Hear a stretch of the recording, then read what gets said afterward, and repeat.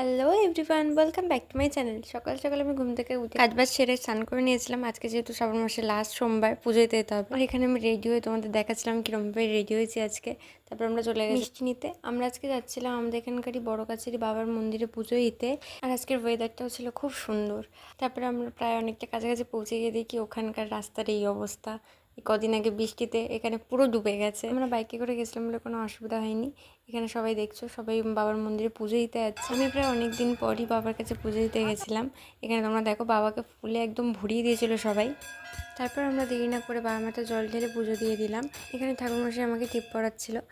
তারপর আমি বাইরে দাঁড়িয়েছিলাম। তারপরে দেখছিলাম যে এরা দুজন গুটি গুটি পায়ে বাবার মন্দিরের দিকে যাচ্ছিলো। দেখতে এদের কি সুন্দর লাগছিল। বাইরে এখানে আরও ঠাকুর আছে যেখানে সবাই মিলে জল ঢালছিল। তারপর আমরা কিছুক্ষণ মন্দিরে সময় কাটিয়ে বেরিয়ে গেছিলাম বাড়ি আসার জন্য। আমাদের পুজো দিয়ে বাড়ি আসতে আসতে অনেকটাই দেরি হয়ে গেছিলো। তারপর বাড়ি ফিরে ফ্রেশ হয়ে লাঞ্চ করতে বসে গেছিলাম। লাঞ্চ করার পর একটা আইসক্রিম খেয়ে নিলাম। সন্ধ্যাবেলা থেকে একটু চা খেয়ে নিলাম। সকালে পুজো দিয়ে যে প্রসাদটা নিয়েছিলাম আমার সোনাকে একটু দিয়ে দিলাম, সোনা খাবে খাবে করছিল। তারপর আমি রাতের ডিনারের জন্য ময়দা মেখে নিচ্ছিলাম এখানে। আজকে রাতের ডিনারে হয়েছিল গরম গরম পেঁপে পাউডার আর আলুর তরকারি। বাস আজকের মিনি ব্লগ ছিল এইটুকুনি। তোমাদের সঙ্গে দেখা হচ্ছে আমার নেক্সট মিনি ব্লগে। টাটা।